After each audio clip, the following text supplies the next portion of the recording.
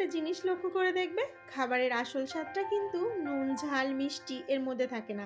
আসল স্বাদটা থাকে খাবারটা ভাগ করে খাওয়ার মধ্যে। এই যে আমি খাবারটা বানাচ্ছি, এখন এই খাবারটা যদি আমি একা খাই, তাহলে কি সেই স্বাদটা আমি পাবো? না। যখন আমি খাবারটা সবার মধ্যে ভাগ করে খাবো, সবাই মিলে বসে এক জায়গায় ভাগাভাগি করে খাবো, তখন তার স্বাদটা আরো দ্বিগুণ বেড়ে যাবে।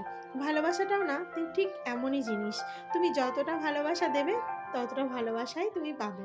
এই সোশ্যাল মিডিয়ায় কাজ করতে এসে আমি এটুখানি বুঝেছি যে এখানে ভালোবাসা দিলে ভালোবাসা পাওয়া যায়। হ্যাঁ, হয়তো আমি অনেক টাকা ইনকাম করতে পারছি না, সেটা ঠিক আছে। কিন্তু সত্যি যে ভালোবাসাটুকু আমি পেয়েছি না, সত্যি আমি ধন্য। এতটুকু ভালোবাসা আমি এখান থেকে পেয়েছি।